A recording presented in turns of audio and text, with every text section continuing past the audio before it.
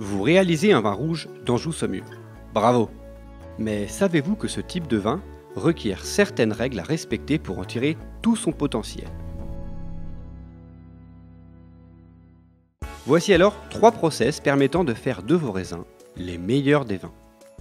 Distinguons tout d'abord le potentiel intermédiaire qui correspond à une vigne ayant bien poussé avec des fruits frais et pyrrhasiques, d'un vin en maturation lente correspondant lui à une vigne en parcelle stressée, bloquée avec des fruits abîmés, flétris.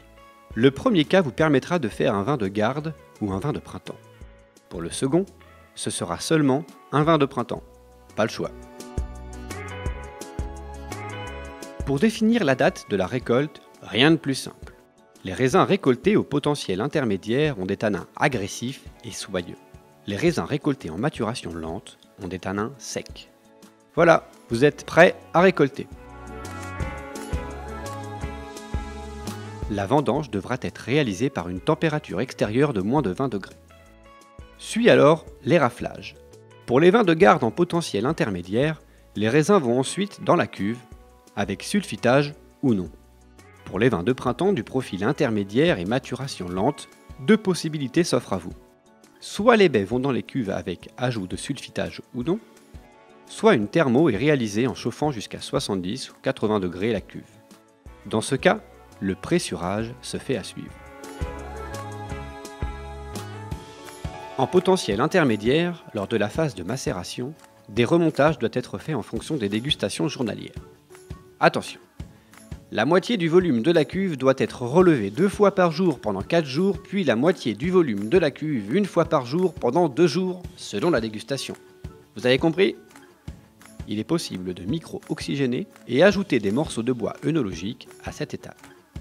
En maturation lente, la phase de remontage doit être réalisée sur le volume de la cuve 2 fois par jour pendant 4 jours, selon la dégustation. Ici, il ne faut pas réaliser de micro-oxygénation. Pour un vin de garde, la macération durera alors 30 jours après le remontage et sera suivie du pressurage. Pour les vins de printemps, il faut presser directement après les remontages. Ce pressurage devra être assez lent afin de limiter la trituration et d'éviter les caractères foin sec, rafle végétale. Passons maintenant à la phase de préfermentation malolactique. Elle devra être réalisée à une température de moins de 20 degrés avec une turbidité de 150 NTU.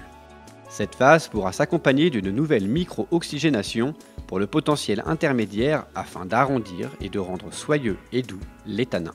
Par contre, dans tous les cas, il ne faut pas utiliser de micro-oxygénation pour la maturation lente. La fermentation sera réalisée en cuve par une température entre 14 et 20 degrés. À ce moment-là, veillez à ne pas oxygéner votre vin. Sinon, il y a un fort risque de déviation organoleptique. Eh oui! Il est cependant possible d'ajouter une faible dose d'oxygène en fin de fermentation pour éviter le phénomène de réduction. Enfin, l'élevage de votre vin de garde pourra être réalisé en barrique ou en cuve pendant 12 mois minimum avec micro-oxygénation en phase d'enrobage pour finir d'enrober les tanins agressifs à une température de 10 à 16 degrés. Pour les vins de printemps, l'élevage se fait en cuve avec micro-oxygénation en phase d'enrobage à 12 degrés pendant 3 à 5 mois.